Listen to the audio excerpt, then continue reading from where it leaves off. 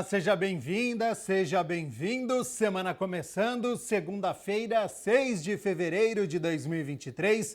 Inicia agora o Câmara Notícia ao vivo, meio-dia mais 1 minuto. Muito obrigado pela sua companhia, pela sua audiência.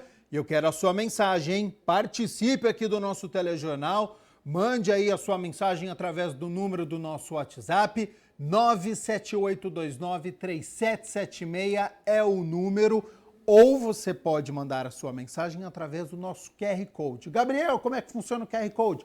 Está com o seu celular aí perto? Pegue o seu celular, abre a câmera como se fosse tirar uma foto e você vai apontar aqui, ó, para este QR Code. Com a câmera do seu celular apontada para este QR Code, já aparece uma mensagem aí no seu celular, o WhatsApp da TV Câmara Campinas. Você aperta, já vai abrir o WhatsApp da TV Câmara Campinas e você manda o seu elogio, uma crítica construtiva, o que você quer assistir aqui no nosso telejornal, que a gente conversa ao vivo nesta segunda-feira.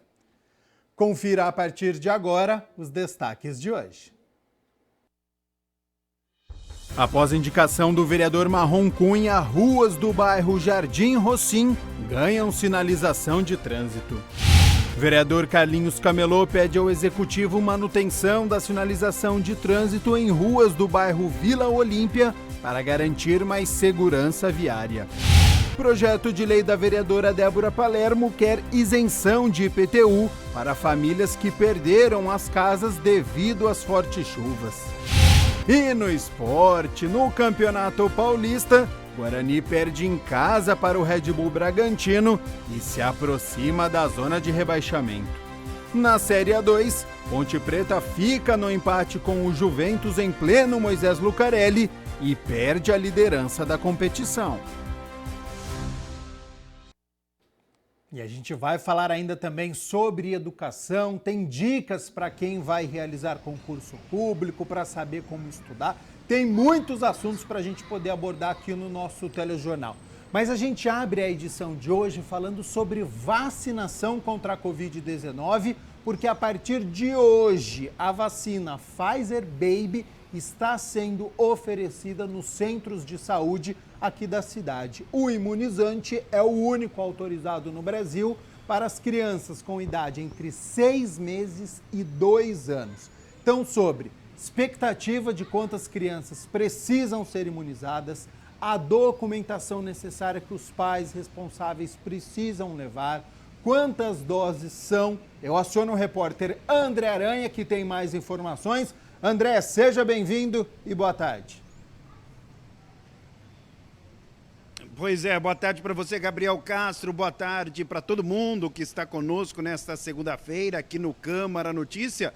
Bom, uma ótima notícia, não é? Até porque desde novembro do ano passado, não é? Os bebês, crianças até 2 anos já estavam recebendo a vacina, não é? Mas em 8 centros de saúde, agora não, em todos os centros aqui da cidade de Campinas, no total são 66, portanto tem a vacina aí à disposição. Como você disse, a gente vai saber de algumas situações com a Cíntia, que é enfermeira, não é? Ela vai falar pra gente o que é necessário para vacinar a criança. Tudo bem, Cíntia? Bom dia, muito obrigado por atender a nossa reportagem. Bom dia, tudo bem? Bom, essa então é a novidade, né? Agora todos os centros de saúde têm a vacina disponível? Isso. Em novembro, como você mesmo disse, a gente iniciou a vacinação com 8 centros de saúde. Agora, neste momento, né, a gente conseguiu receber uma quantidade maior desse imuno do estado e a gente conseguiu ampliar para todos os centros de saúde de Campinas. Bom, essa é uma boa notícia, não é? Agora ótima. Todo mundo aí tem pelo menos um centro de saúde pertinho, né? Isso. O que é muito importante a gente falar é que esse grupo é um grupo que está com uma taxa de cobertura vacinal bem baixa, né? E a gente acredita que um dos motivos pode ser esse acesso que estava restrito a essas 8 unidades. E agora fazer um apelo mesmo, né, para a população, para procurar qualquer centro de saúde próximo da casa para fazer a vacinação que a gente tem disponível em todas as unidades agora. Bom, quem pode tomar a Pfizer Baby? Bebês de 6 meses a 2 anos, é isso? Exatamente. O público é crianças de 6 meses a 2 anos de idade. Bom, é importante a gente lembrar, né, Cíntia, que o imunizante é o único autorizado no Brasil, né? Isso, que é a Pfizer Baby, Sim. que é a da tampinha vinho. Bom, antes então, confirmando, né, eram 8 unidades lá aqui no centro da cidade, né? Enfim, outros 7 pontos também. Agora, todos os locais aqui de Campinas, as pessoas podem encontrar a vacina. Mas o que é preciso? Qual a documentação necessária? Enfim, tem muita gente assistindo o Câmara Notícia, os pais, né, os responsáveis querendo saber, evidentemente, o que é preciso para poder vacinar a criança. Isso. A criança ela tem que ser levada por um responsável que tem que estar com o documento dele, né, que comprove essa responsabilidade pela criança, e documento da criança e carteirinha de vacinação. Bom, e a Pfizer Baby é aplicada em 3 doses, é isso? Isso, em 3 doses. A gente faz a primeira dose, 28 dias após a primeira dose faz a segunda dose e depois 56 dias após a segunda dose toma a terceira dose e considera o esquema completo e a criança imunizada. Aí tá tranquilo, tá seguro, né? Tá seguro. Bom, é uma dúvida que as pessoas têm, Cíntia, o pessoal entra em contato com a gente para saber sempre, não é, se é possível, não é, tomar vacina simultaneamente com outras vacinas. É possível ou não? Sim. A vacina do Covid pode ser tomada, a vacina contra o Covid pode ser tomada com qualquer vacina do calendário vacinal. Então, os pais não precisam se preocupar com isso. Chegou para tomar qualquer vacina no centro de saúde, pode vacinar Covid também. Não tem problema. Porque essa é uma dúvida normalmente que as pessoas têm, né, Cíntia? Sim, sim. Antigamente tinha várias vacinas que não podia tomar uma com a outra, mas a gente enfatiza bastante isso, que a vacina do Covid pode ser aplicada com qualquer vacina do calendário vacinal. Então, reforçando, não é, pode tomar a vacina simultaneamente, não é isso? Simultaneamente. Agora saiu a palavra, né? Saiu. Bom, outra situação também importante, mais alguma coisa que você queira falar a respeito disso para a gente trocar de assunto? Acho que é deixar mesmo um apelo para a população, falar da importância. A criança imunizada, ela, em caso de pegar a doença, ela acaba não desenvolvendo a forma grave da doença do Covid, né? Então, essa é a maior importância. Tá toda a população vacinada, diminui a contaminação e não pega da forma grave da doença. O que eu vejo é muita gente preocupada, é bebê. Então, é importante demais, é necessário vacinar sendo bebê, não tem nenhum problema. Não tem nenhum problema. A gente consegue perceber que desde o início da vacinação, o público que está vacinado acaba não tendo mais as formas graves da doença. E agora chegou o momento de cuidar dos nossos bebês. Bom, então desde hoje, pela manhã, desde as primeiras horas da manhã, já em todos os centros de saúde, começou hoje, né? Todos os centros, isso, em todos os centros de saúde, e a sala de vacina fica aberta em período integral, fechando meia hora antes do centro de saúde. Bom, a gente já vai trocar de assunto aqui, só confirma a questão que você falou, a diferença dos dias das 3 doses.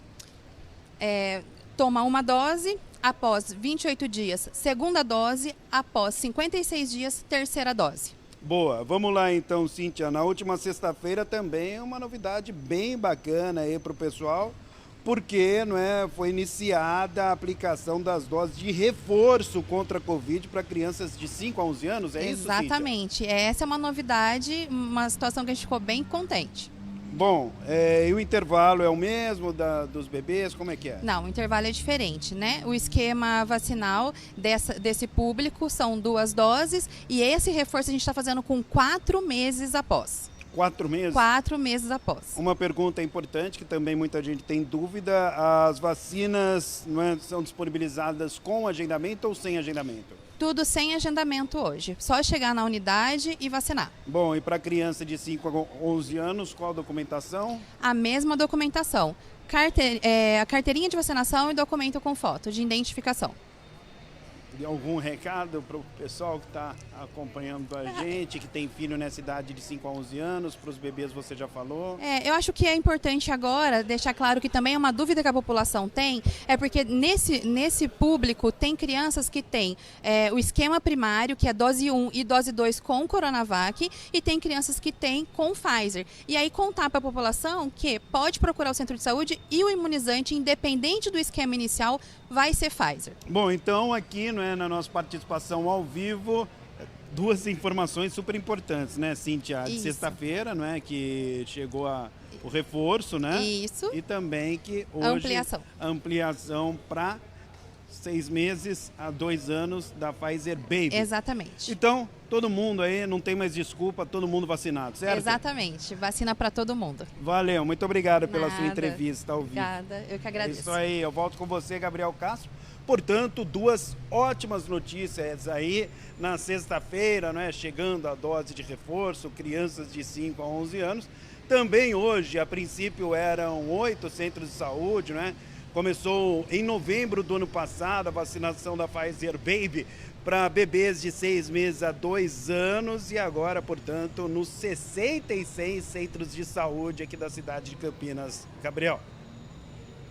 Superamos, né, o pico e também aquele momento mais complicado, graças à vacina, já está aprovado, então ótima notícia realmente. Muito obrigado, André Aranha, por todas as informações. Agradeço também a Cíntia Bastos, que é do programa de imunização, por todas essas informações. Relembro aqui, hein, Pfizer Baby, aplicada em 3 doses. A segunda dose é aplicada 28 dias depois da primeira e essa terceira dose, que é a primeira de reforço, 56 dias após a criança tomar a segunda dose. De acordo com o Ministério da Saúde, a vacina pode ser aplicada simultaneamente com as demais vacinas do calendário nacional de vacinação. Informações de horários das salas de vacinação, se você ainda tem alguma dúvida sobre este assunto, entre no site vacina.campinas.sp.gov.br. O site está aqui, ó, tá aqui embaixo, vacina.campinas.sp.gov.br. Você que está nos acompanhando, ainda tem alguma dúvida sobre este assunto, entre no site de vacina, que lá tem informações seguras também para você tirar todas as suas dúvidas. 12h14 agora, nós estamos ao vivo, semana começando. Vamos falar sobre emprego? Já está aqui na minha tela, cepat.campinas.sp.gov.br. Nesta segunda-feira nós temos 39 vagas disponíveis aqui para a cidade de Campinas. Lembrando, hein, falamos aqui na semana passada, a gente reforça aqui, tem feirão com mais de 3 mil vagas, são cursos de qualificação de forma gratuita. Você que está nos acompanhando, você que perdeu, pode revelar no youtube.com/TV Câmara Campinas. Você tem acesso, então, a esses cursos onde você se encaixa. Vamos falar sobre emprego, então, agora, sobre as vagas que estão disponíveis para esta segunda-feira. Lembrando, antes de eu falar sobre as vagas, se você perceber que você se encaixa em alguma delas, atendimento presencial do CEPAT é realizado mediante agendamento prévio. Você precisa ir antes lá no cidadão, sem o tio, .campinas.sp.gov.br, porque daí você vai ser atendido com mais agilidade e pontualidade. Então, para esta segunda-feira, as vagas aqui para a cidade de Campinas. Tem ajudante de cozinha, é apenas uma vaga. A escolaridade fundamental incompleto, é necessário ter experiência de pelo menos 6 meses na área. Tem um salário de R$ 1.685 aqui para a cidade de Campinas, no bairro Cambuí. Além dessa vaga, tem ajudante de estruturas metálicas, ajudante de obras, assistente de segurança, auxiliar contábil, auxiliar de costura, auxiliar de expedição, auxiliar de limpeza, auxiliar de manutenção, azulejista, costureira, costureira de máquina reta, cuidador, impressor, serigrafia, meio oficial mecânico de ar-condicionado, pintor industrial, torneiro CNC, vendedor. Por exemplo, essa vaga de vendedor e a vaga a seguinte de vigilante são para pessoas com deficiência. Então, é uma vaga exclusiva para pessoas que têm deficiência. É necessário para vendedor ter um ensino médio completo, as 2 vagas, e vigilante também. A diferença é que para vigilante são 20 vagas aqui para a cidade de Campinas, não é necessário ter experiência, as 2 são aqui para a cidade de Campinas. Se interessou por alguma dessas vagas, cepat.campinas.sp.gov.br, entra no site do cidadão para você se cadastrar. Lembrando que nós temos 3 unidades aqui na cidade de Campinas. A unidade do centro fica na Avenida Campos Sales, número 427, aqui no centro da cidade. Tem a unidade também do Ouro Verde, no distrito, na Avenida Rui Rodrigues, número 3.900, fica dentro do Shopping Espaço Ouro Verde. E tem a unidade do Campo Grande, que fica na Rua Manuel Machado Pereira, número 902, em frente à Praça da Concórdia. A unidade do centro, das 7h30 da manhã às 4h30 da tarde, e a unidade do Ouro Verde e a unidade do Campo Grande, das 8 horas da manhã às 4 horas da tarde. Você que está disponível para o mercado de trabalho ou você que quer mudar de área, não perca essas oportunidades, 39 vagas disponíveis aqui para a cidade de Campinas. 12h18, vamos falar sobre saúde agora, hein? Olha só que notícia importante. Cientistas da Unicamp realizaram uma parceria para analisar as papinhas de bebês. E o objetivo era encontrar rastros de agrotóxicos nos produtos. Um estudo conduzido por cientistas da Unicamp e da Espanha rastreou a presença de 21 agrotóxicos e 4 toxinas produzidas por fungos em 50 amostras de alimentos industrializados para bebês comercializados em supermercados no estado de São Paulo. A análise feita na Espanha usou metodologia desenvolvida por pesquisadores da Unicamp para rastrear grande variedade de compostos de uma única vez. O intuito principal da minha tese de doutorado é o desenvolvimento de métodos analíticos, né? Então, aqui a gente tem todo o trabalho de desenvolver um método que vai ser capaz de identificar os pesticidas nas papinhas, né? Então, a gente começa desde o zero, verificando qual é o melhor solvente, que concentração, a quantidade de amostra que vai ser utilizada para extrair. Depois que a gente desenvolve esse método e valida, vamos dizer assim, dá um aval que esse método está sensível, consegue extrair e identificar esses compostos, a gente faz a parte das análises reais e das amostras reais que a gente chama, né? Depois de desenvolver, então a gente pega uma a uma e vai analisando para ver o que vai encontrar. Boa notícia é que não foram encontradas nas amostras selecionadas as aflotoxinas, que são tóxicas ao organismo humano e de animais. A aflotoxina B1, por exemplo, é comprovadamente carcinogênica. A pesquisa foi conduzida pela engenheira de alimentos Rafaela Prata, com apoio da FAPESP. No total, foram identificadas que 67% das amostras continham algum tipo, né, de resíduo de pesticida. Apesar de ter sido encontrado um número bastante alto de amostras, vale salientar que eles estavam em baixíssimas concentrações. Então, assim, é uma parte preocupante, mas, em modo geral, é bem baixo o que a gente foi detectado, né? E também a gente conseguiu verificar que as amostras salgadas, elas foram detectados mais pesticidas comparadas a amostras só de frutas também. Esses foram os resultados. E como a gente analisou também pesticidas e aflatoxinas junto no mesmo método, a gente não conseguiu identificar, felizmente, a aflatoxina. Então, não foram encontradas aflatoxinas nas papinhas. As concentrações dos agrotóxicos identificados ficaram abaixo dos limites máximos de resíduos estabelecidos pela legislação europeia de 2016, que foi usada como padrão no estudo. Para Rafaela, a pesquisa serve para fortalecer a legislação brasileira. Eu acredito que o mais importante, assim, que a gente tirou do trabalho é o fato de que a gente não tem a legislação específica para pesticidas em alimentos infantis. Então, a partir daí pode abrir vamos dizer assim, um norte para chamar a atenção um pouco das autoridades para realmente tentar ali determinar uma legislação, utilizar não só esse método, mas desenvolver talvez outros métodos ali também mais sensíveis para continuar com esse trabalho de rastrear a presença desses compostos em alimentos infantis. E a gente segue aqui com as notícias da metrópole de Campinas, porque hoje voltaram as aulas em 208 escolas da rede municipal de Campinas e também para os alunos da Fundação Municipal da Educação Comunitária FUMEC, Centro de Educação Profissional de Campinas, CEPROCAMP. São 61 mil estudantes que estão matriculados na educação infantil, ensino fundamental, educação de jovens e adultos, o EJA, qualificação profissional e profissionalizante. Os alunos da rede municipal recebem material didático, uniforme, alimentação, transporte escolar para aqueles que moram ou trabalham a mais de 2 quilômetros das escolas. Os estudantes também recebem um Chromebook, que é um leitor de livros digital. Então, boa sorte e boa aula a todos os estudantes aqui do nosso município. Hora das notícias do Legislativo, porque hoje é segunda-feira, portanto é dia de reunião ordinária, a segunda do ano de 2023. Os vereadores vão se reunir a partir das 6 horas da tarde e discutir e votar 8 projetos.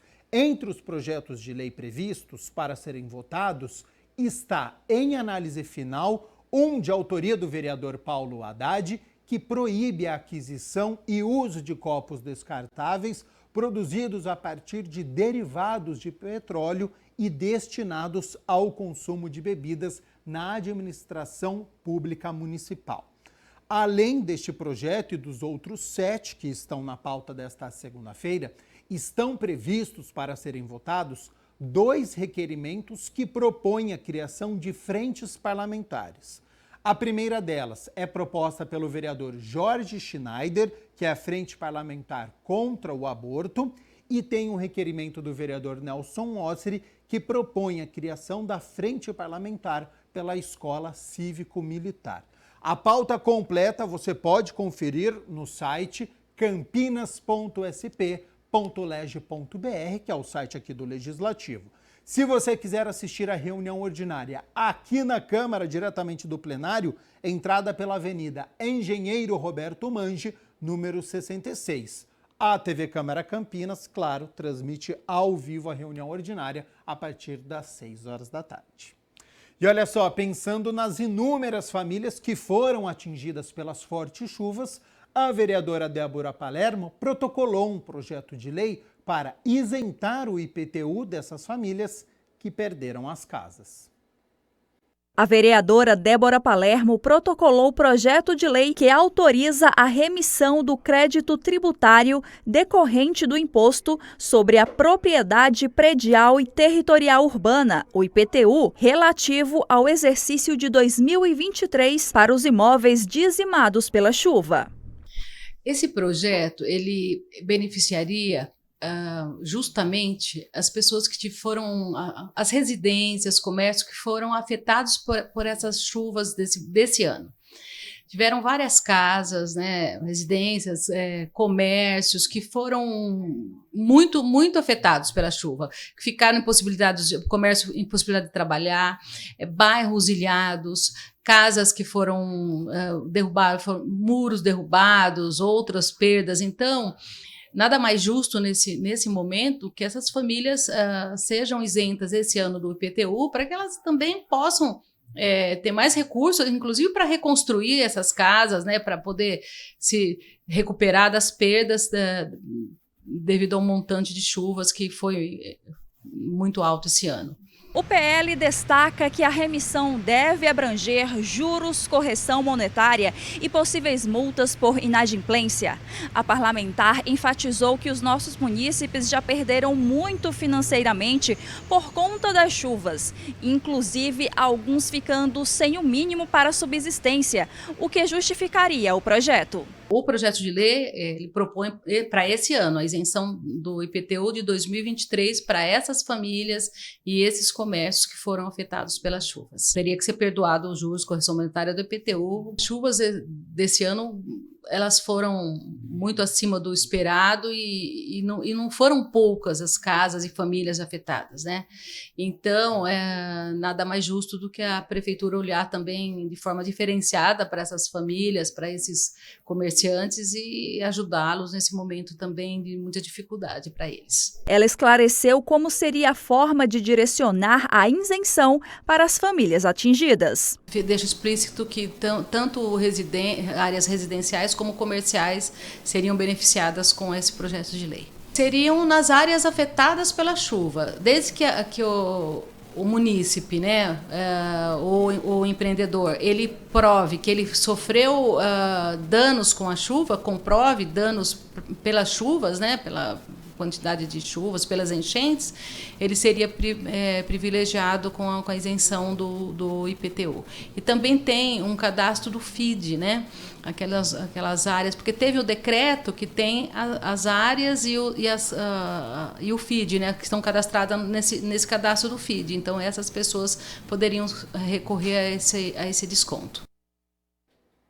E a gente segue aqui com as notícias do Legislativo, porque a nossa equipe acompanhou o vereador Marrom Cunha até o bairro Jardim Rossim.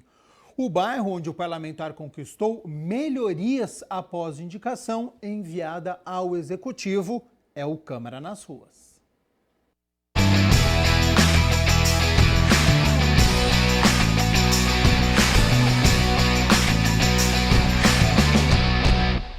A indicação é do vereador Marrom Cunha e solicita estudo para sinalização de trânsito horizontal e vertical em todas as ruas do Jardim Rossim. O documento enviado ao Executivo em caráter de urgência teve o pedido atendido. Agora as ruas do bairro, que fica na região do Campo Grande, ganharam faixas que orientam e informam os condutores e pedestres sobre as condições de uso das vias públicas. Em cada esquina é possível saber de quem é a vez de passar e as lombadas auxiliam no controle de velocidade nas principais avenidas. Atenção também em frente às escolas. A palavra devagar pede cuidado com os alunos. E agora já se sabe o local exato do ponto de ônibus. Eu sou morador aqui da região há 40 anos, conheço bem aqui o bairro também.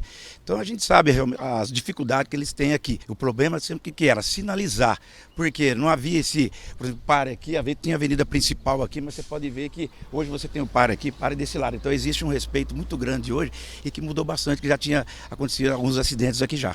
Antes ninguém sabia, né? Quem podia passar de carro, quem podia ir pela avenida, era uma bagunça. Sim, a justificação que nós fizemos junto ao presidente da INDEC, Vinícius Everetti, é justamente em cima disso aí, que eles vieram aqui, a engenharia deles vieram aqui e realmente precisava de fazer essa sinalização aqui no bairro para que houvesse essa melhora. Há 53 anos, Alexandre mora no bairro. Nasceu e cresceu aqui. Viu todo o desenvolvimento da região, por isso sabe bem o que a sinalização de solo significa para os moradores. Na verdade, não tinha nada, né? Parecia como se fosse uma rua de terra, né? Como quando saiu o bairro aqui há mais de 40 anos atrás, né? Parecia a mesma coisa, né? Então melhorou muito. Isso aqui não tem nem como a gente dimensurar a melhoria que isso trouxe para nós aqui. Agora fica muito mais fácil para andar de carro aqui. Ah, sim, de carro, de moto, bicicleta, né? Então ficou bem, tudo sinalizadinho, ficou bem melhor, assim. Com isso diminui até os acidentes? Ah, sim, sempre tinha algumas colisões, né? Agora, depois de sair da sinalização, a gente não ouviu falar de mais nada, né? Então tá bem tranquilo. E do que depender do parlamentar, mais melhorias virão. E Campinas inteiro, né? Desse município grande que é mais assim, como a gente está na nossa região, a gente são mais cobrados aqui intensivamente esses bairros mais próximos da gente aqui.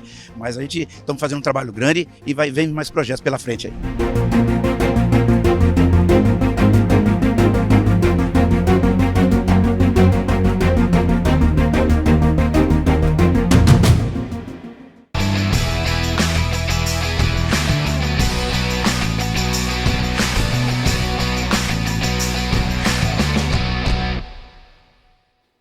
E olha só, para garantir a segurança viária do bairro Vila Olímpia, o vereador Carlinhos Camelot também protocolou uma indicação para a manutenção da sinalização no local.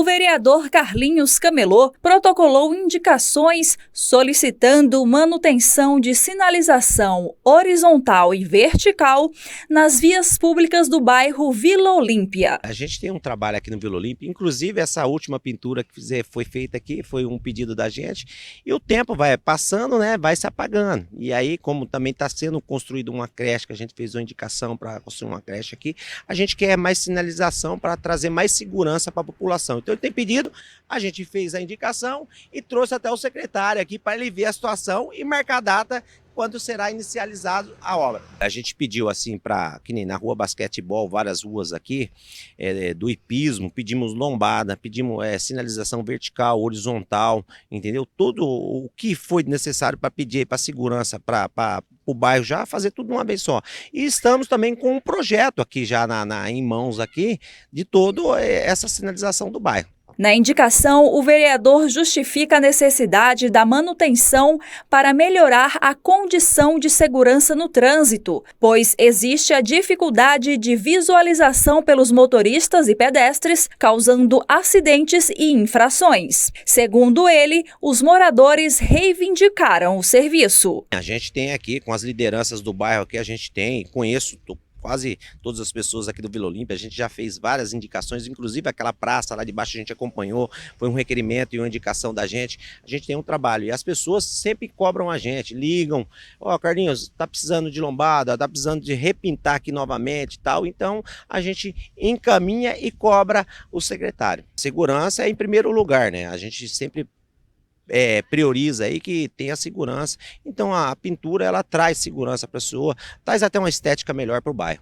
Vinícius Riveretti, presidente da INDEC, esteve no bairro com o vereador, onde comentou sobre o assunto. Nós temos um projeto, né, que ficou pronto aqui da sinalização, mas antes disso eu sempre faço questão de destacar a importância dessa relação entre o executivo e o legislativo. Nós já estivemos aqui no passado, já sinalizamos algumas ruas, quando o vereador Carlinhos Camelô nos trouxe aqui e nos cobrou inclusive um projeto de ciclovia aqui na região, né? Nós já fizemos esse projeto, está pronto para começar a ser implantado. Precisamos iniciar talvez uma licitação, ou é a INDEC que vai fazer o projeto, nós estamos decidindo isso ainda. É um projeto que vai trazer segurança viária aqui para a região, para os moradores e principalmente para a escola que tem aqui na região também, para as crianças. Os moradores estão satisfeitos com o projeto, já que sem a devida sinalização nas ruas, os acidentes são constantes. Está precisando, esse é necessário, que é a questão que o pessoal,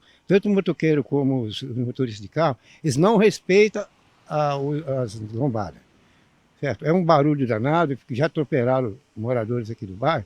Então, é muito necessário para que o pessoal conscientize, que tenha consciência que não pode, existe um projeto em termos de velocidade, mas passa com tudo, eles não respeitam, entendeu?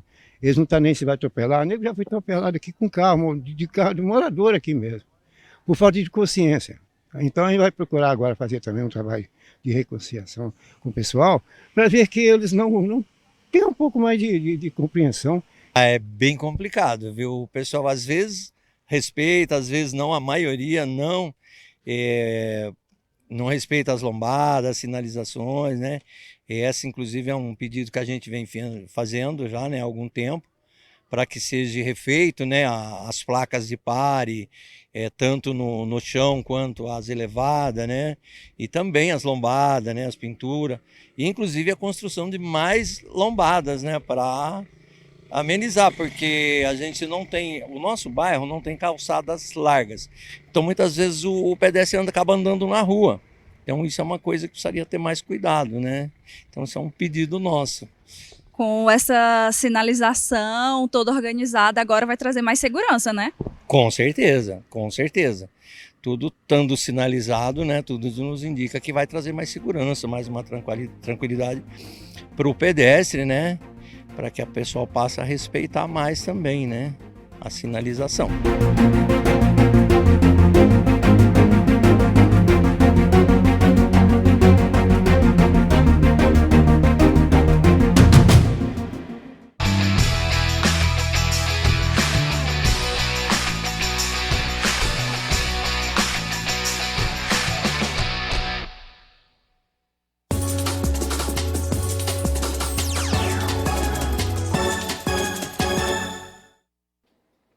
Hora de balançar as redes do Campeonato Paulista, porque no sábado o Guarani recebeu o Red Bull Bragantino aqui em Campinas, no estádio Brinco de Ouro, jogou mal mais uma vez e perdeu mais uma. O Red Bull Bragantino começou pressionando e logo aos 9 minutos, em bonita jogada, Sorriso finalizou. O goleiro Tony espalmou. A bola ainda bateu na trave e sobrou para Bruninho colocar no fundo das redes. 1-0 Braga, só que não. O atacante estava em posição irregular, então segue 0-0. Aos 29 minutos, os visitantes chegaram de novo, agora com o Arthur, que finalizou. A bola tirou tinta da trave e saiu. No segundo tempo, o panorama não mudou, o Bugre não chegava ao ataque. Então o Bragantino aproveitou, Arthur cruzou e Bruninho deu um leve desvio para o fundo das redes. 1-0 Red Bull Bragantino. Aos 19 minutos, por pouco, o Bragantino não amplia, com Arthur de cabeça livre de marcação, mas jogou para fora, que chance! Somente aos 35 minutos do segundo tempo, o Guarani apareceu na área adversária, cruzamento da esquerda e Derek se esticou todo, mas não alcançou. E ficou nisso, no Brinco de Ouro, Guarani 0, Red Bull Bragantino 1. É claro que o Red Bull Bragantino é uma equipe de Série A, tem grandes jogadores como o Arthur, mas a exibição do Guarani deixou a desejar, né? Foi facilmente dominado, tanto é que a primeira oportunidade a gente viu aí surgiu no meio do segundo tempo. E o Guarani já enfrentou a equipe de Série A, o Santos, e venceu nessa competição. Então a exibição do último sábado deixou a desejar.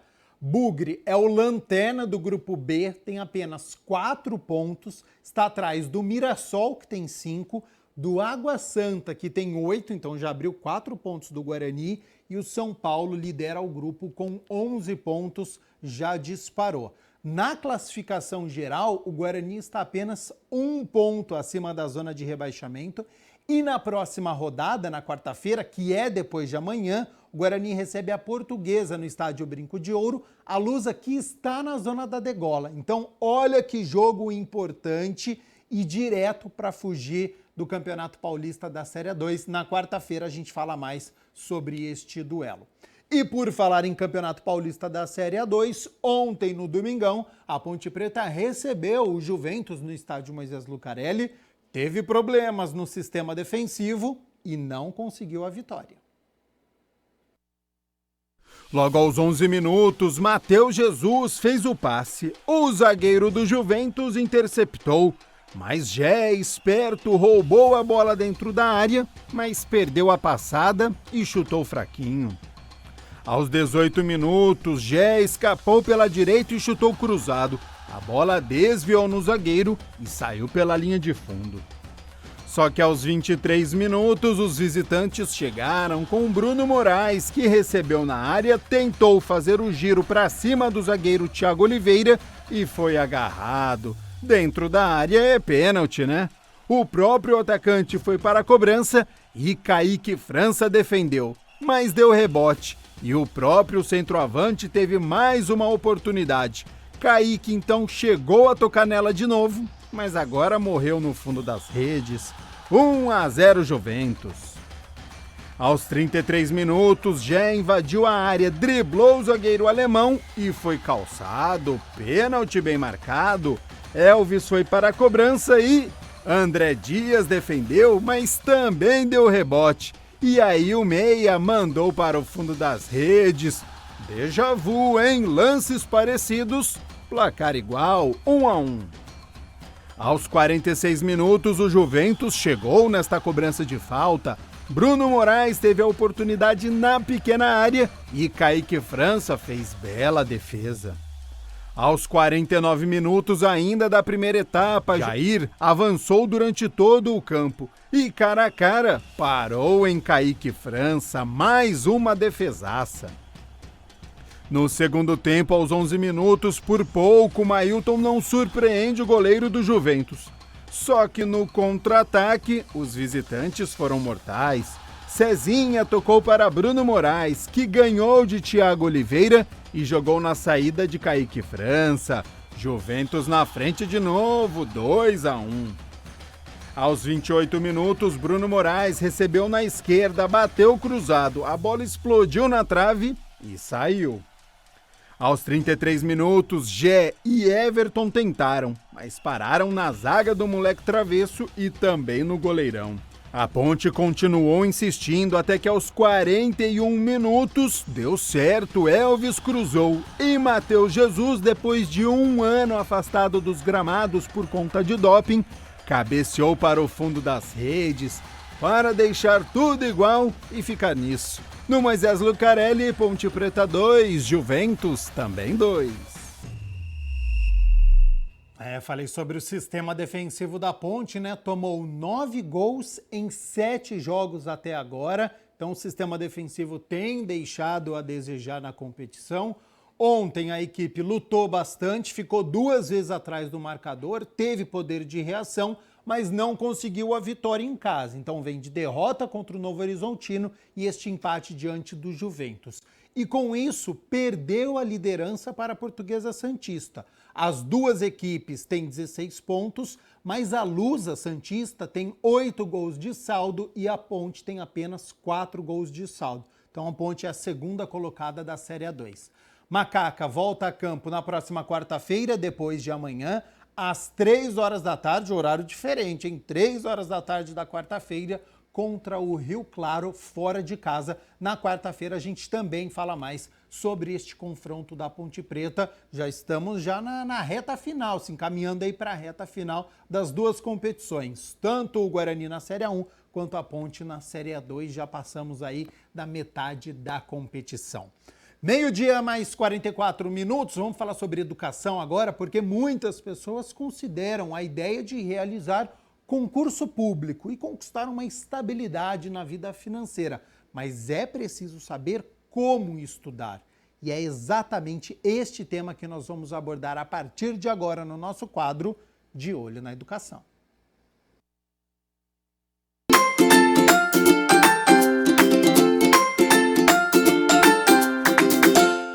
Bom, é o quadro De Olho na Educação. Pessoal, que assunto importante hoje, que assunto interessante, porque a gente vai falar sobre dicas para concursos públicos, não é? Porque muita gente, evidentemente, prestando aí concursos públicos, a expectativa é de que sejam abertos cada vez mais. Então, a galera tem que se preparar, tem que estudar, e é justamente por isso que a gente vai saber quais as dicas, as orientações, como estudar, como fazer o planejamento, matéria por matéria, qual matéria estuda no final, como você, de repente, pode encontrar aquela profissão que talvez você queira seguir num concurso público. Enfim, rola aquela estabilidade que todo mundo conhece. Por isso a galera aí, acelerando nesse ano de 2023, porque vem muitos concursos por aí. A gente vai bater um papo com o Messias, que é diretor pedagógico, e vai falar para a gente justamente sobre este assunto. Antes de mais nada, Messias, muito obrigado por atender o quadro De Olho na Educação. André, nós que agradecemos essa oportunidade de falar. Realmente é um serviço extraordinário esse que vocês fazem da TV Câmara para divulgar essas coisas do Estado, essa oportunidade de trabalho, porque a gente está aqui, deixa eu falar um pouquinho trabalhamos com isso aqui desde 94 em Campinas. Nós temos muitos servidores públicos, tanto na Câmara, na Prefeitura, que estudaram aqui com a gente, e é um trabalho contínuo. E assim, por que trabalhar no Estado? Posso falar um pouquinho disso, O Estado é a maior empresa do Brasil. Vamos chamar, eu quero escolher uma empresa que eu vou trabalhar, vou escolher o Estado, vou serviço público, porque o serviço público está presente em todas as coisas. Você já estudou no serviço público, você já foi ao médico do serviço público, você já precisou da segurança pública, você já precisou do Estado para regularizar uma documentação. Então o Estado está presente em todas as fases, em todas as áreas da nossa vida. E por isso que aqui no Unicursos a gente gosta muito de falar do Estado, dessa função importante que ele tem e da importância de ser um servidor público, de ter um certo status, um certo poder e poder organizar a sociedade. Então, eu diria assim, que trabalhar no Estado, ter aposentadoria, antes com período com aposentadoria com salário integral, agora um pouco diferente, mas continua ainda sendo superior à aposentadoria do INSS, por exemplo. Você ter estabilidade e você ter essa função importante na sociedade é uma coisa que dá muita satisfação e eu acho que é sobre isso que nós vamos falar, né? Bom, e você, né, Messias, conhece como poucos aí essa área de concurso público, não é? Como você disse, você já viu muita gente sendo aprovada através de cursinho, né? Do cursinho, visando, evidentemente, a aprovação. O que o pessoal mais quer saber, é claro, que está acompanhando a gente, não é? São dicas, como estudar, é importante fazer um cursinho presencial, enfim, gostaria que você pudesse falar para a gente, não é, passar algumas orientações para a galera que está em casa, certamente claro. Muita gente assistindo, não é, o quadro de Olho na Educação, que tem, não é, o interesse de prestar algum concurso público. Como estudar, Messias? Sim, olha, como escolher um cargo público é uma coisa também muito interessante. É interessante que você tenha uma certa vocação para aquilo que você vai fazer no serviço público. Isso é importante. Muito, muito. Por exemplo, nós temos aqui umas classes de alunos mais vocacionados que é para a Polícia Civil, Polícia Federal, porque eles gostam da segurança pública, eles gostam de arma, eles gostam de ter poder, então você vai firme nisso. Por outro lado, você tem, por exemplo, concurso na área da educação, onde você tem que ser muito mais amável, carinhoso, gostar de crianças, normalmente a prefeitura é que é responsável pela educação das crianças, as creches, ou então você quer trabalhar numa área administrativa, aí não importa o setor que você trabalha, só estou precisando de um emprego, quero entrar numa área administrativa, eu gosto, eu não importo de ficar numa mesa, no escritório e tal. Ou então você gosta de trabalhar na rua. Você tem fiscal tributário, fiscal da CETEC, fiscal disso, fiscal daquilo. Eu gosto de liberdade, eu gosto de olhar as coisas. Então, é legal você ter uma ideia do que você quer. A partir daí, escolher para onde você vai. Agora, o interessante é que é o seguinte, seja qual for a área, tenha 80% das disciplinas que você estuda são as mesmas. Por exemplo, português, você tem que saber, porque você se comunica a todo instante, você faz relatórios, você vai a auto de infração, você escreve muito. O serviço público é todo documentado, escrito, então você tem que dominar, de certa forma, Mas português. É mais ou menos o mesmo conteúdo, por exemplo, você citou português. Então vamos pegar, não é, esse exemplo que é legal que você citou, cai em praticamente todos, né? Acho que todos, né, Messias? Sim. Mas, por exemplo, da Polícia Civil que você citou, é o mesmo conteúdo que de um técnico administrativo ou, de repente, da área de educação, ou não? Sim, olha, é muito interessante. O básico do português é o mesmo, porque a gramática é a mesma, a comunicação é a mesma, e às vezes cai redação, que aí ela é voltada para o tema que você está estudando, ou é polícia, ou é educação, ou é uma outra área. Mas assim, você tem que saber. Mas basta saber português, saber escrever? Não, você tem que saber o linguajar técnico daquela área que você vai trabalhar. Se você vai trabalhar na polícia, por exemplo, você tem que ter uma certa noção, não precisa ser um advogado, mas de direito penal e processo penal, porque você vai descrever coisas que aconteceram na sociedade e aquilo um juiz depois vai ler e vai julgar. Então você tem que ter noção de direito.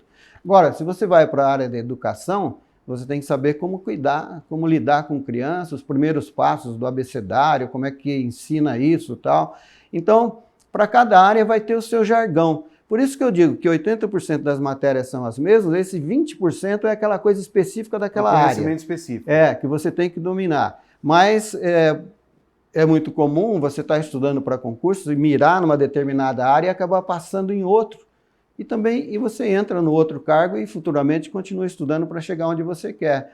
Então, tem isso, as disciplinas. Bom, eu estava falando de português. Português é muito interessante. Bom, matemática. Matemática também você tem que saber. É um raciocínio lógico. Porque matemática é elementar e você, além da matemática, tem o raciocínio lógico, que é a forma lógica de pensar usando a matemática. Agora, a matemática é a matemática do nível médio que cai, não é uma coisa muito diferente. Agora, quando você faz um concurso, por exemplo, para o Banco do Brasil, para o Banco Central, aí cai outras coisas. Aí cai matemática financeira, cai estatística, são coisas que usam numeração, mas mais sofisticada. Mas para um cargo administrativo nível médio, é a matemática de nível médio. Bom, essas duas matérias, português e matemática, eu diria que são essenciais para o concurso. Você tem que estar bom nisso se você quer entrar no serviço público. A partir daí, tem outras duas matérias que são muito interessantes. Uma é direito constitucional. Porque, por exemplo, quando você se apresenta, você apresenta uma certidão de nascimento, ali vai ter seus dados. Nome, data de nascimento, quem é seus pais, essa coisa toda. Quando você vai entrar no serviço público, você vai entrar numa, vamos supor assim, numa unidade Brasil. Então, o Brasil está descrito na Constituição. Então, você tem que saber como é que é a estrutura de funcionamento desse país chamado Brasil. Está na Constituição Federal. E a outra matéria que você tem que ter noção é direito administrativo. Direito administrativo, para quem está no serviço privado, por exemplo, seria uma CLT do serviço público, os direitos e deveres do servidor. O que ele pode, o que ele não pode fazer, que salário ele vai ganhar, qual é a forma, qual é as penalidades se ele fizer alguma coisa errada. Isso está no direito administrativo. Então, olha, eu citei 4 matérias: português, matemática, direito constitucional, direito administrativo. Bom, essas são as matérias, eu diria assim, as matérias que mais interessam para o concurso. Quais outras coisas que você tem que saber para concurso? Uma outra coisa é informática. Você tem que ter noções de informática para poder manusear computador. Não que você tenha que ser um doutor. Fazendo um curso, você aprende isso, né? Usar a internet, usar o Windows, usar o Office, esses pacotes todos que são usados no governo, você tem que dominar. Então, essa é uma matéria também importante. E, a partir daí, tirando essas 5 matérias que eu falei, português, matemática, direito constitucional, direito administrativo e informática, vem a matéria técnica do que você quer, na área que você quer entrar, entendeu? E daí, no caso, é que mais vale em termos de peso, é peso 2. Isso, por isso que eu digo para você, quando você vem estudando para concurso, como você está estudando essas matérias, às vezes você está estudando bastante para uma coisa, aí sai um outro concurso, você resolve prestar e passa e entra. Porque você já sabe no 80% do que vai cair na prova. Quando eu falo de outras áreas, como eu já disse, por exemplo, na polícia vai ter direito penal, essas coisas de... Né? Na educação, são as teorias da educação e a legislação aplicada sobre a educação. E numa área administrativa, seria licitação, compras, RH, esse tipo de coisa, que você vai entrar numa área burocrática da administração. Então, e agora isso tudo é muito gostoso de estudar, é um desafio, porque é uma forma diferente de você estudar. Quando você está no nível médio, ou mesmo fazendo a faculdade, você estuda para tirar a nota mínima para ter um diploma. Isso. Quando você estuda vocado para o concurso, você tem que estudar para tirar a nota máxima, se possível acertar tudo, você quer chegar nos primeiros lugares. Então, uma sala de aula de concurso público é bem diferente de uma sala de aula de uma escola normal, não é? que esteja em funcionamento. É muito mais centrado, o professor é muito mais objetivo. Então, é uma forma diferente de estudar quando você está estudando para concurso público. Pois é, e é exatamente isso que o Messias falou. Porque quando você está estudando no colégio, né, na faculdade, você estuda para passar de ano, para se formar e tudo mais, e vai levando daquele jeito, né? Muita gente vai levando na maciota e tal.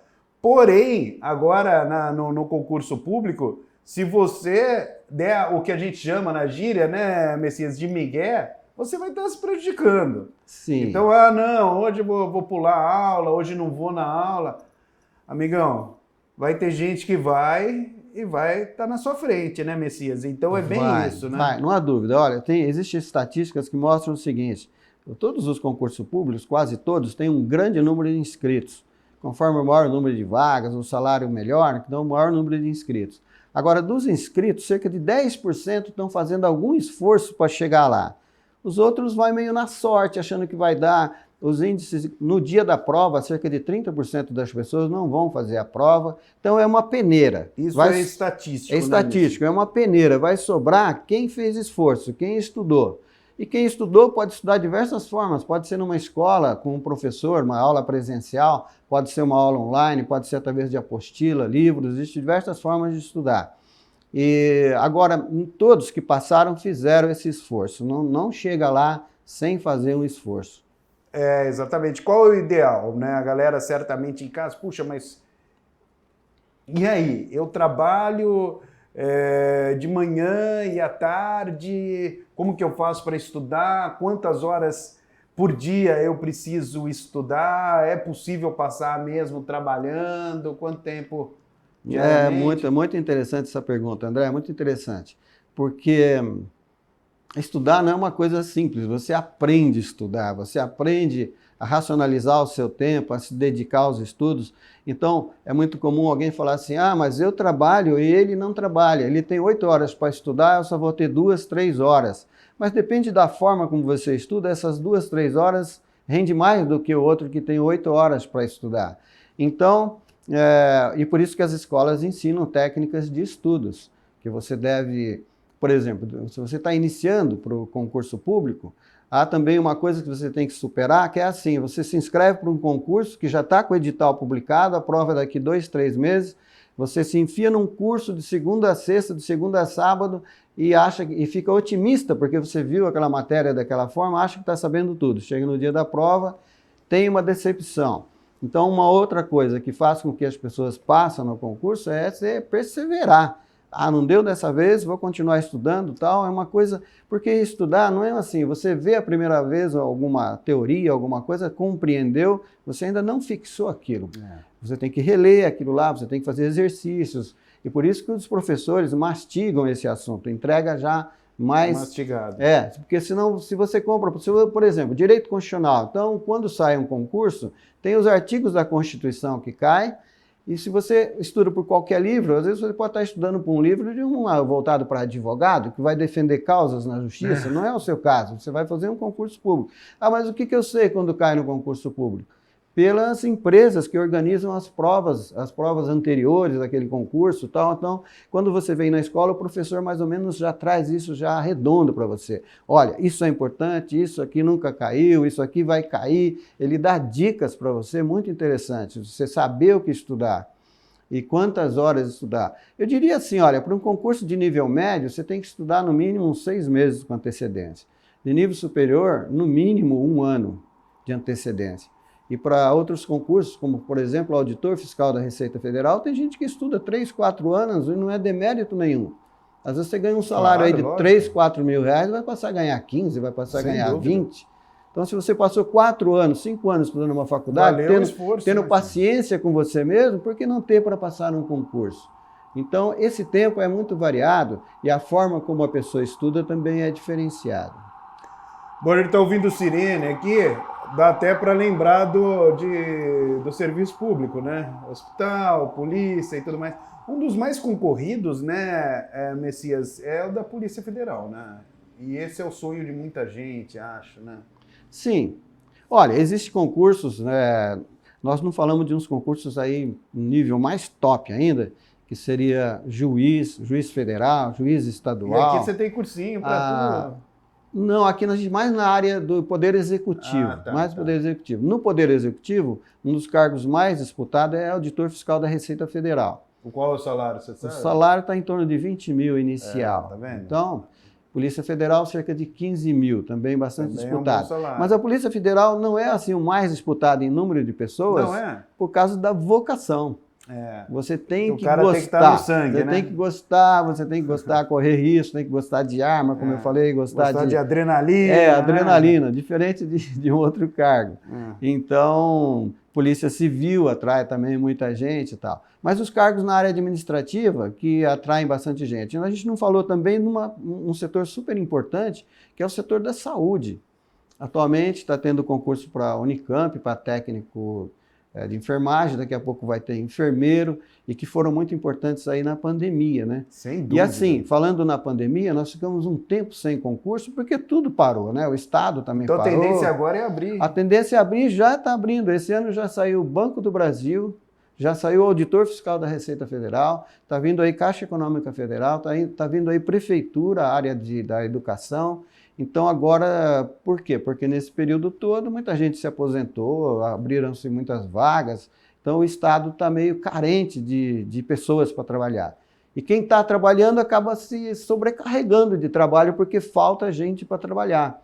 Então, os concursos agora já começaram a sair e daqui para frente vai ter uma certa regularidade. Bom, Messias, como tem que ser as semanas finais aí, as 2, 3 últimas semanas, a última semana, o dia que antecede a prova, como que tem que ser esse estudo? Sim, olha, o estudo se você está iniciando o estudo, você está tendo contato pela primeira vez com aquelas matérias, que é a fase mais pesada do estudo, que leva mais tempo, você vai estar absorvendo aquilo. E como é que você absorve aquele conhecimento? Ouvindo a explicação de um professor, fazendo a anotação, fazendo resumos. Aí, em um certo momento, você começa a responder baterias de exercícios de provas anteriores que estão disponíveis para você se adequar de que maneira o examinador costuma perguntar aquilo, não é?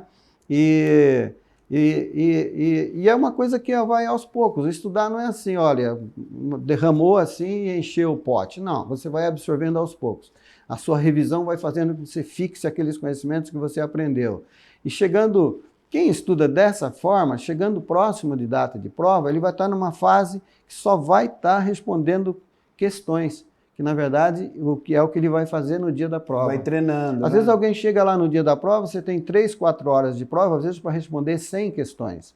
Quem não está habituado a isso, quando chegar em 50, ele já está esgotado, morto, cansado, morto, não consegue mais. Agora, se todo dia você está fazendo aquilo... Você está no embalo, é como um treinamento de esporte. O cara que vai jogar bola é um jogador de futebol. Ele vai lá, ele treina, ele vai conhecer o campo. Quando tem uma partida de futebol, ele vai lá ver. Então, o candidato também deve... Olha, saiu o local de prova, dá uma passadinha lá no dia anterior, não é?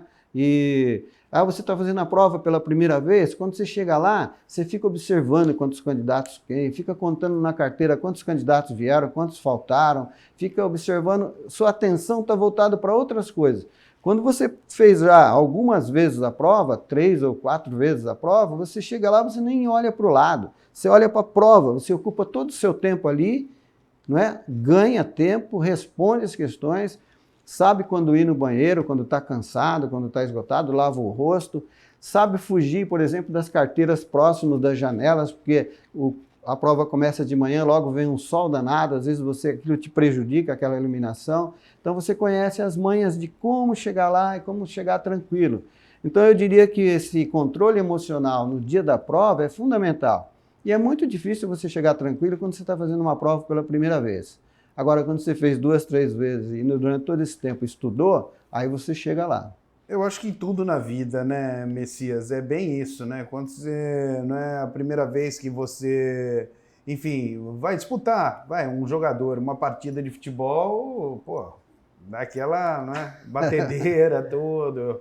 Imagina, e prova é exatamente isso. Então, muito legal, né, tudo isso que você falou. E no dia que antecede, muita gente tem, né, essa dúvida. Já vi muita gente perguntando, puxa vida, a prova é no domingo e no sábado? Passo o sábado o dia inteiro estudando ou não? Vou tomar uma cerveja com os meus amigos, vou bater uma bola, vou no jogo do Guarani. O que você acha, Messias? Ou estuda tudo? Não, essa coisa do sábado, o dia anterior à prova, ela é uma coisa muito pessoal, né? Porque está muito relacionada à ansiedade do dia da prova, que vai ser no dia seguinte. E se você é um sujeito muito ansioso, é difícil controlar isso. Às vezes você nem consegue dormir à noite. Mas cada um chega de certa forma lá e faz a prova. Agora, é muito comum você nem conseguir estudar no dia anterior à prova, porque é tanta matéria, se você não fez as revisões no prazo certo, você não sabe o que priorizar. Vai confundir você. Então é melhor tentar relaxar, descansar para fisicamente chegar legal na prova. Isso que o Messias falou é fundamental. Fisicamente também chegar legal na prova, né? Não é só mentalmente, fisicamente também, né? Fisicamente, não há dúvida, porque... Aí é que eu digo, quando você estuda com antecedência para um concurso, você chega lá mais tranquilo. Quando você começa a estudar após a publicação do edital, por quê? Porque após a publicação do edital, 2 a 3 meses é a prova. E aí tem uma quantidade de matérias que, seja estudando online, por apostila ou numa escola presencial, você vai ter aula de segunda a segunda. Você vai chegar lá esgotadíssimo de cansado. E isso prejudica totalmente na prova. Agora, se você já vem estudando com uma certa antecedência, nesse período de 3 meses você só fez revisões, resolveu exercícios. Você vai chegar confiante. Chegar confiante é a diferença. Aí você tem a possibilidade de ir melhor na prova, né? Mas eu acho que é um desafio. E, por exemplo, a gente que trabalha há muito tempo com isso, uma vez, a gente fazendo telemarketing, ligamos para a casa de um aluno e a mãe do aluno atendeu. Você precisa ver que coisa emocionante. Uma senhora atendeu e falou assim: nossa, olha, eu queria passar aí agradecer vocês, eu passei até aí na frente, fiquei com vergonha de subir, o meu filho passou de fiscal do ICMS, né, do estado de São Paulo, hoje nós temos casa própria, nós estamos vivendo bem, nós estamos isso, estamos aquilo. Isso não tem preço. Uma coisa assim fantástica. E como a gente está em Campinas há muito tempo, hoje chegam assim os pais trazendo os filhos. Olha, eu estudei aqui, virei professor, virei médico, virei enfermeiro, de tal, da prefeitura ou da Unicamp ou do estado, e eu estou aconselhando meu filho a vir estudar aqui. O que você tem aí de oportunidade para ele? Isso é muito bonito, cara. Isso é bonito pra caramba. Boa. E uma última pergunta que as pessoas questionam também. Nesse período de estudo, é bom ou não é bom você ter os seus momentos de lazer, vai jogar uma bola, enfim, vai ao cinema, vai no barzinho? Eu acho que é fundamental, interessante. Eu não diria barzinho, beber, essas coisas, porque você fica com a mente meio relaxada. Mas você deve ter preocupações assim culturais. Vai ao cinema, vai namorar, ir à praia. Eu acho que de vez em quando, aos domingos, né, você deve fazer isso com certeza. É claro que aí quando chegar a próxima prova, você está só fazendo revisões, talvez você nem consiga relaxar, porque você está ali focado. Mas se você está fazendo revisões, você já estudou aquilo? Tranquilo. O ruim quando é uma novidade, você chega lá na prova assim com a incerteza das coisas. Aí você lê uma questão, tem um enunciado, 4, 5 opções ali, você não sabe, não tem ideia do que é aquilo. Aí você fala, o que eu estou fazendo aqui? Perfeito. Obrigado, Messias. Dicas excelentes aí para a galera que está em casa. Você conhece como poucos aí esse mundo, esse universo dos concursos públicos, né? Super experiente no assunto e evidentemente que passou várias dicas legais, orientações fundamentais para a galera que quer seguir nessas áreas aí, públicas. De repente o pessoal quer, vai conseguir se tornar um servidor público. Certamente muita gente está acompanhando aqui o quadro De Olho na Educação e falando, puxa vida, vou armazenar todas essas dicas aí passadas pelo Messias. Valeu, Messias. André, muito obrigado pela oportunidade, estamos à disposição. Bom, pessoal, eu sou André Aranha, já sabe, né? Tô sempre, de olho na educação. Tchau.